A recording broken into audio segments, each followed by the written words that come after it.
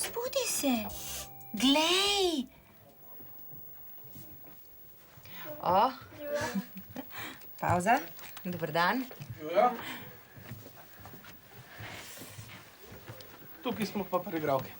Ja, tlej se pa da glavne stvari dogajajo, a ne? Kako pa vi to delate? Delamo tako, da najprej dobimo lej takle polk, ne, kjer je v bistvu scenarij, kjer je ves tekst, ki ga animirani likci, tukaj imamo ekran, govorijo. Treba je povedati, da je to zelo zahtevno delo za igralca. Mora biti zelo močno skoncentriran in sicer na 3 stvari. Eno je slovenski prevod, ki ga ima tukaj, drugo je slika, ki jo ima na monitorju, v slušalkah sliši pa original, konkretno tukaj v angleškem jeziku. In hkrati biti zbran na vse to in zraven še ustrezno in čim bolj točno interpretira tekst, je nekaj zelo, zelo zahtevnega. A vi to začnete govoriti, ko slišite, da govorijo liki, ali ko jih vidite odpirati usta? V bistvu oboje. Včasih se te stvari ne pokrijejo, tako da moram biti pozorna na to, kako likec odpira usta, a ne? Mi pa včasih, kadar recimo likca ni v sliki, pomaga glas, ki ga slišim v originalu v slušalkah, zato da vem, kdaj začnem.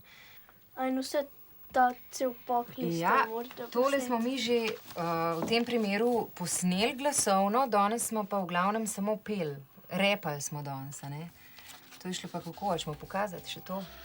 Lahko pokažemo, ja. Recimo. Junakom tokrat dolgčas je bilo. Ava na tleh je našla pero. Je tvoje, sova, vprašaj jo. Drugemu ptiču pripada to. In tako naprej.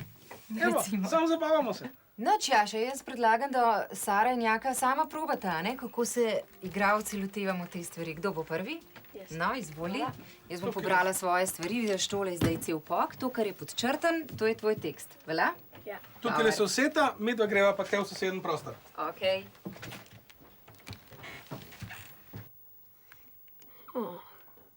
Nočem še vstati. Kaj pa je to? Odkud se je pa vzela?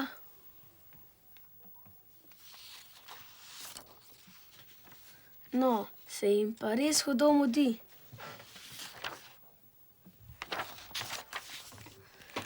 Na, Sara, ful je težko.